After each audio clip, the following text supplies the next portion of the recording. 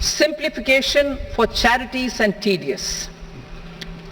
Two tax exemption regimes. The two tax exemption regimes for charities are proposed to be merged into one. The 5% TDS rate on many payments is being merged into the 2% TDS rate and the 20% TDS rate on repurchase of units by mutual funds or UTI is being withdrawn. TDS rate on e-commerce operators is proposed to be reduced from 1 to 0.1%. Moreover, credit of TCS is proposed to be given in the TDS to be deducted on salary. Further, I propose to decriminalize delay for payment of TDS up to the due date of filing statement for the same. I also plan to provide a standard operating procedure for TDS defaults and simplify and rationalize the compounding guidelines for such defaults. Simplification of reassessment. I propose to thoroughly simplify the provisions for reopening and reassessment.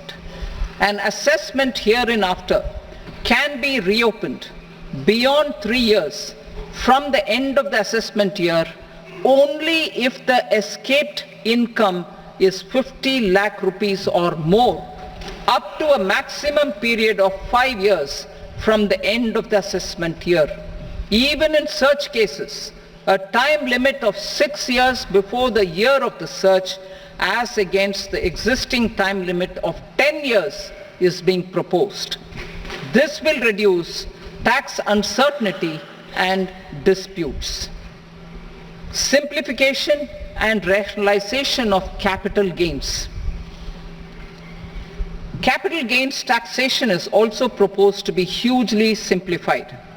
Short-term gains on certain financial assets shall henceforth attract a tax rate of 20%, while that on all other financial assets and all non-financial assets shall continue to attract the applicable tax rate. Long-term gains on all financial and non-financial assets, on the other hand, will attract a tax rate of 12.5%. For the benefit of the lower and the middle income classes, I propose to increase the limit of exemption of capital gains on certain financial assets to 1.25 lakh rupees per year. Listed financial assets held for more than a year will be classified as long-term, while unlisted financial assets and all non-financial assets will have to be held for at least 2 years to be classified as long-term. Unlisted bonds and debentures, debt mutual funds and market-linked debentures, irrespective of holding period, however, will attract tax on capital gains at applicable rates. Taxpayer services. All the major taxpayer services under GST and most services under customs and income tax have been digitalized.